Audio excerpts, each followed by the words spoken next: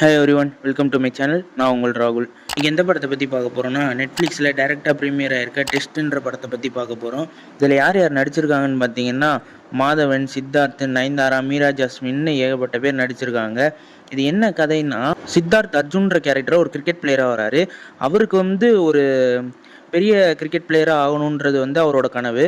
அடுத்து பார்த்தீங்கன்னா மாதவனுக்கும் பெரிய சயின்டிஸ்ட் ஆகணுன்றது ஒரு கனவு. இந்த மாதிரி கனவோடு இருக்கிறவங்க தன்னுடைய சுயநலத்துக்காக எவ்வளோ தூரம் எந்த எக்ஸ்ட்ரீமுக்கு போகிறாங்க அப்படின்றத இந்த படத்தோட கதையாக இருக்கும். பேசிக்காக இந்த படம் சுயநலமாக ஒரு 3 பேர் எப்படி ஒரு சுயநலமாக அவங்க நல்லா இருக்கணும், அவங்க மட்டும்தான் நல்லா இருக்கணும்னு யோசிச்சு என்னென்னலாம் பண்ணுறாங்க. கடைசியில் அவங்களோட சுயநலத்துக்காண்டி அவங்க ஜெயிச்சாங்களா, அவங்களோட இதை பண்ணாங்களான்றது தான் கதையாகவே போகும். அதுவும் இல்லாமல் குறிப்பாக மாதவனோட ஆக்டிங்.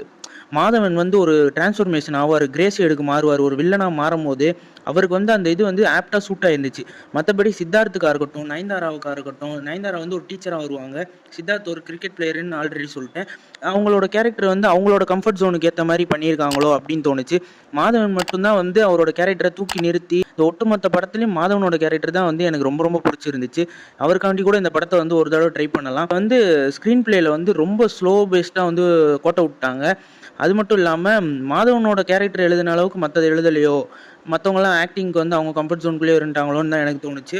மற்றபடி வீக்கெண்டில் பார்க்குற போர் அடிச்சிச்சுன்னா அப்படி பார்க்குறதுக்கு ஒரு ஒன் டைம் வாட்சபிளான மூவி தான் இந்த டெஸ்ட்டு. நீங்கள் வேணால் முடிஞ்சால் ட்ரை பண்ணி பாருங்கள். இது நெட்ஃப்ளிக்ஸில் அவைலபிளாக இருக்குது. நெக்ஸ்ட் ரிவ்யூவில் பார்ப்போம். Stay peace, stay safe. மறக்காம சர்ப்ரைஸ் பண்ணுங்க. தேங்க்யூ.